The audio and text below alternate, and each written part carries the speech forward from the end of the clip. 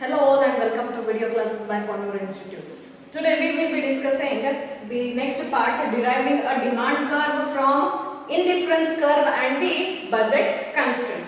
So in the last class we have discussed what is demand, what is the demand function, yes, and we have discussed the demand curve, right? So today we will be again discussing the demand curve, wherein we are comparing or we are deriving this demand curve with the help of this indifference curve and the budget constraint. Okay, so I hope you all remember that indifference curve, right? Ordinal utility analysis, right? So this is the indifference curve, wherein we have taken three different kind of indifference curve. Okay, so as you go higher, the higher this indifference curve changes. Okay, so this is the point where in a C. Okay, I hope this is visible. C is the point, we call it as the consumption equilibrium. Okay, so what are the consumption equilibrium points here? These are C, D and E, right? So when we are talking about this indifference curve, the budget constraint where the line is tangent to that indifference curve, this is the optimal choice of the consumer. We have already discussed these all points in the last class, right? So C, D and E are the consumption equilibrium, which we can see on these three different indifference curve. So what is this consumption equilibrium or the consumer equilibrium?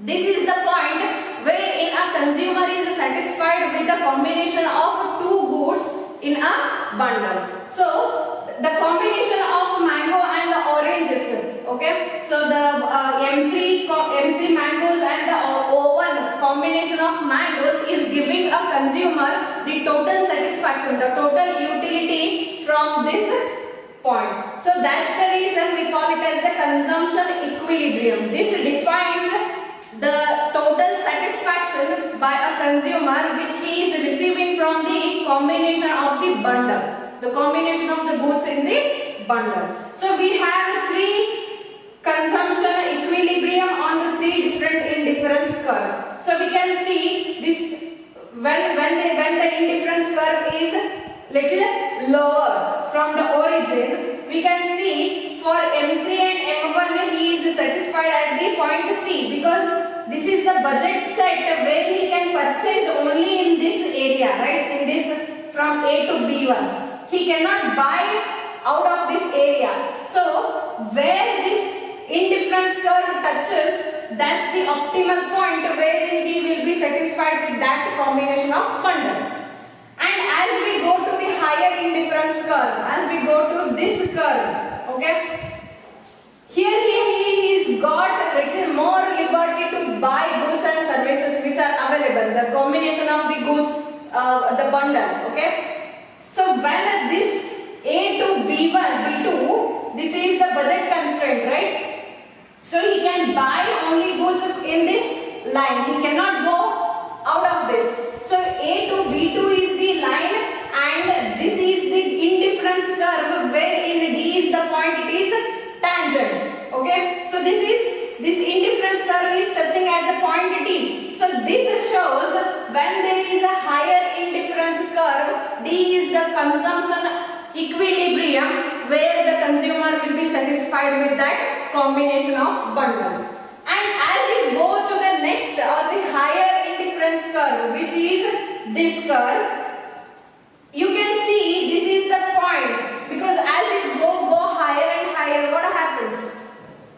The cost of the commodities will be little higher than the previous, right? So here you can see this is the point wherein A to B3 is the budget constraint in which you are able to buy goods and services.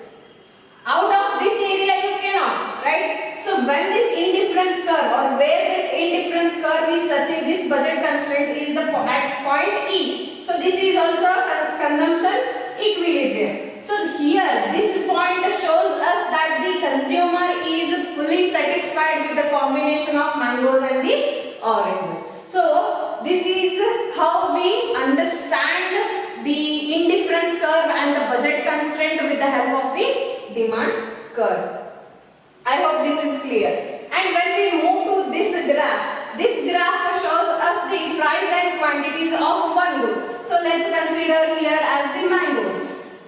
Okay, so we are considering here the quantities of only single commodity. We are not talking about two commodities here. We are not talking about oranges and mangoes. Only we are talking about mangoes. As you can see, these are the 3 points. This is the demand curve. These are the 3 points. Okay. What these 3 points are telling us is, in this point or at this point, let's say this as A, B and C. Okay. So this is the demand curve which is telling us about the behavior of the consumer. Okay. So at this point, for P1, how much quantity of mangoes he is buying? He is buying X1 quantities for P1. Okay. And if you come downwards to this point B, you can see there is a drop in the price. Okay. See, from P1 to P2, there is a drop. Okay. The price has decreased. When the price has decreased, you can see there is an increase in the quantity. Okay, so that's the reason from X1 it has become X2 and from P2 it has become P2. Okay, so here this tells us that this is the difference wherein you are gaining. Okay, because the price has reduced and you have increased the quantity. So here this demand curve tells us that when there is a change in the price, there will be also change in the quantity. Next, on the point C.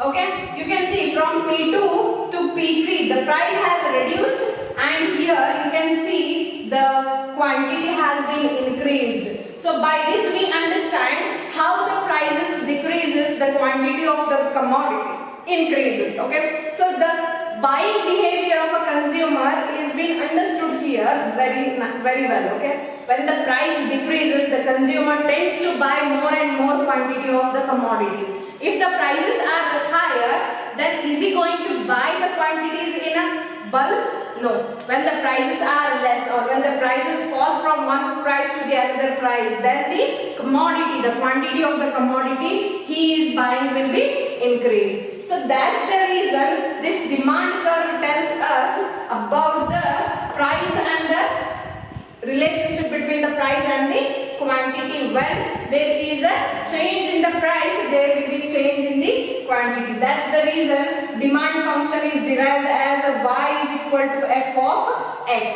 where x is the price and y is the quantity. Okay, so I had told for every or each value of x we get the unique value of y. Why we are getting this unique value of y is because, see here, the price when it is P1, the buyer is not buying this X3 quantity of mangoes here, but he is buying only X1 quantity of mangoes, right? But when the buyer is buying X3 quantities of mangoes is only when the price has decreased from P1 to P3. Then he is buying from X1 to X3. So this shows that y is equal to f of x. So whenever there is a change in the price, there will be change in the quantity.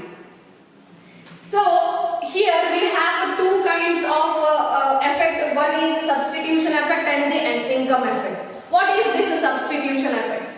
When we are talking about the combination of the bundles. Combination of bundles means where there are two goods in a bundle. So here we have mangoes and the oranges. So substitution effect comes into picture wherein when the price of the mangoes decreases, okay, and the price of the orange increases, what the consumer does? Is he going to buy more number of oranges when the price of the oranges is higher than the mangoes? No, right? What he tends to do, he buys more mangoes than the oranges. So the combination of the bundle how he prepares with accordance to the price. So when the prices of the mangoes is less, what he does is he tries to satisfy his utility. He tries to satisfy his want with the more number of mangoes. Why? Because the price of the mango is decreased. Okay, so that's the reason he is substituting more number of mangoes there to satisfy his same level of satisfaction of the utility. That's the substitution effect.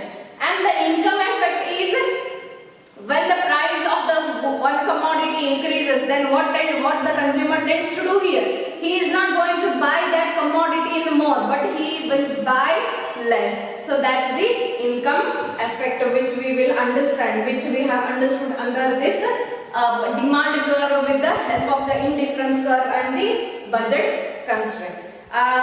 In the next class, we will be discussing the law of demand, the linear demand, and the substitutes, the complements, and the normal and the inferior goods. What these are called and why we are calling them as the substitute or the complements, these we will discuss in the next class.